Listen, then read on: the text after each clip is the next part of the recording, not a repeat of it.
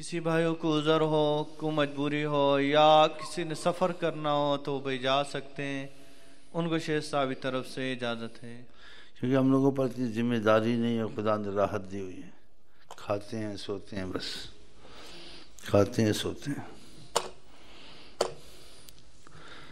بس ایک بادشاہ شہنشاہ دو عالم کی تعریف کرتے ہیں، بھیک مل رہی ہر طرف سے، خیر آرام سے پڑھیں، لیکن بعضوں کو عذر ہے، مجبوری ہے، تو ان کے لیے رعایت ہونی چاہیے اسلام میں۔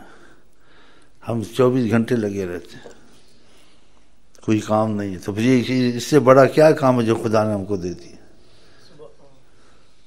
لگے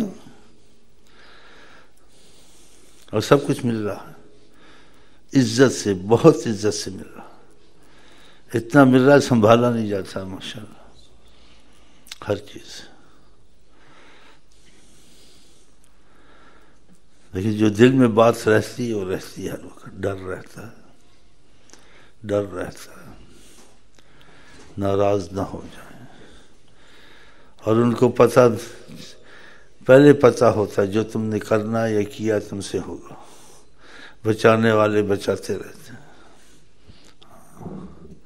یہ باتیں جانسی عقل سے خارج ہیں، علم سے خارج ہیں، علم سے بھی خارج ہیں، عقل سے بھی خارج ہیں، یہ فیض میں داخل ہے، اس باتوں کی دلیل نہیں ہوتی ہے، اور علم سے بھی زیادہ، سب سے زیادہ اس کا ثبوت فیض میں ملتا ہے کہ انسان جم جاتا ہے، اور جمانے والے بھی وہی ہوتے ہیں، اس لیے پڑھتے رہتے ہیں کہ نظر کرم کی بھیک ملتی رہے، بس آپ سائل کو کبھی، سائل سچا ہونا، جھوٹا نہ ہو، یا بے ادب نہ ہو، یا بے قدر نہ ہو، لاپرواہ نہ ہو، اگر یہ چیز نہیں ہے تو بھیک ملتی ہے، اس کو پتہ چلتا ہے۔ کیا پتہ چلتا ہے؟ آگے بتاؤں، اپنا نقصان کا خطرہ ہے۔ اگر آپ نے بہت دروشی پڑھنا شروع کر دیا اور نیت میں رکھ لیا ہے میں ایڑی چوٹی کا یعنی زور لگاؤں گا، آپ نے نیت میں رکھا ہے کہ ان کو راضی کروں گا، وہ ہو تو سکتا نہیں ہے، انسان گناہگار ہے، پرہیزگار نہیں ہو سکتا، اور کچھ پرہیزگار ہوتا ہے تو خدا کی رحمت سے ہوتا ہے، تو پھر تم کو خود ہی پرہیزگار بنا دیں گے، خود ہی کریم کر لیں گے، کہ ایڑی چوٹی کا زور نہ لگاؤ، میں خود ہی مہربان ہوں، لیکن تم نے نیت تو میری کر لی ہے نا سچی، بس سچی نیت کی ضرورت ہے۔ نیتیں سچی نہیں ہوتی، ساری عمر گھستا رہے، تسبیحوں میں رہے، نمازوں میں رہے، نیت سچی نہیں ہے، فائدہ نہیں ہوگا۔ نیت سچی ہو، گناہگار پہ کرم ہو جاتا ہے۔ ایک شرابی پہ آقا نے کرم کر دیا، شراب خانے میں کھڑا تھا، لیکن نبی کریم کی عظمت کا تقاضا رکھتا تھا، کہتے نگاہ کرم سے دیکھا، وہ شراب خانے سے ولی اللہ بن کے نکلا، لوگ اس کے پیچھے آگے پھرتے تھے، اس کی زبان میں اثر کہ جیسے اس نے کبھی شراب پی نہیں تھی، کبھی چیزوں کو جانتا نہیں تھا، خدا کی طاعت میں لگ گیا۔ ورنہ انسان محنت کر کر کسی شاگرد کو لگائے پریشان ہو جاتا ہے، پھر وہ نہیں چلتا، اس کی نگاہ کرم میں اتنا اثر ہے۔ تو ہم یہ بھیک مانگنے کے لیے بیٹھے ہوتے ہیں، جب سچی نیت سے بیٹھتے ہیں تو بہت کرم ہوتا ہے، وہ آرام کر لو، تو نیت سچی کر لو، بس پھر محنت کی ضرورت نہیں ہے، جس میں نگاہ کرم آ جائے گی سب کچھ خود ہی بن جائے گا۔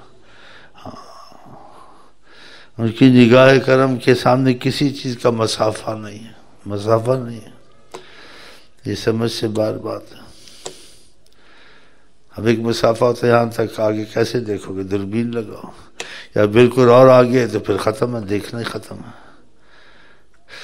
زمین آسمان ساری کائنات ان کے سامنے ایسے، کوئی مسافہ جس سے جب چاہے بات کر لیں یا کچھ کیا۔ اب اس میں رغبت کیسے پیدا ہو، دل کیسے لگے؟ جب خدا کچھ مسئلہ کھولے تو دل لگے نا۔ انسان ایک چیز سنتا ہے، معلومات ہوتی ہے، لیکن اس سے پتہ نہیں چلتا جب تک کہ ادھر سے کرم نہ ہو۔ عام کرم تو سب سے ہے، تو خدا کرے وہ خاص کرم بھی ہو جائے. تو پھر آدمی 24 گھنٹے اس کو ایک ہی خیال رہتا ہے، خدا کا اور حضرت محمد مصطفیٰ کا. ہاں، اس پر کوئی محبت غالب نہیں ہوتی ہے، ہر قربانی کے لیے وہ تیار ہوتا ہے آسانی سے. اللہ ہمارے دلوں کو ایسا بنا دے. بس جس سے جانا ہے بیٹھا ہے نا، اس کی مرضی ہے. ہم تو پڑھیں گے بھائی جب تک ہمارا مسئلہ چلتا ہے، پھر ہم سو جاتے ہیں، ہم کو کام تو ہے نہیں کوئی. اور خدا کا شکر، خدا نے یہ کام ہم کو دے دیا، اس کام میں دل لگا دیا. ہاں، میں نے بڑی مصیبت اٹھاتا تھا نیت خوانی میں، کہیں جاتا تھا بھائی یہ نیت مجھے لکھ دو یا یہ ٹیپ کر دو.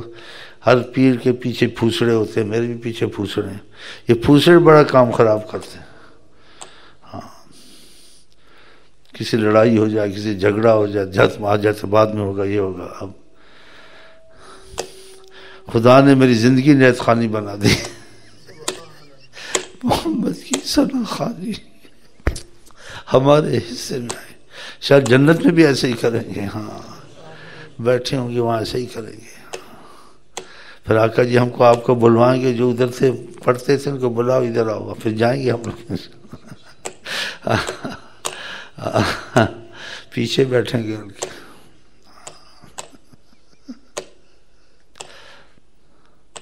اب بھی ہم لوگ ہیں، ابھی ہم لوگ کیا پتہ چلتا ہے حجابات انہوں نے اٹھائے ہیں یا نہیں اٹھائے ہیں. جن کو پتہ چلتا ہے وہ بتاتے کہاں کہ بیٹھے بیٹھے کچھ ہو جاتا ہے.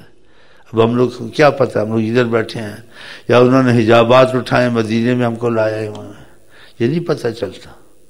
اور جس کو پتہ چلتا ہے کہاں وہ بتائے گا.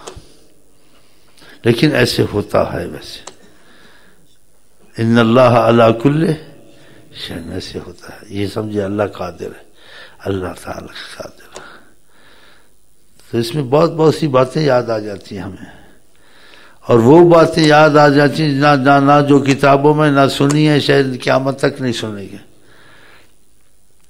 کہ ان کے کرم کا ایک ہی تو معاملہ نہیں ہے. کسی کے ساتھ کسی قسم کا کرم ہے، کسی کے ساتھ کسی قسم کا کرم ہے، کسی کے ساتھ ہر ایک سب امت پہ کرم ہے.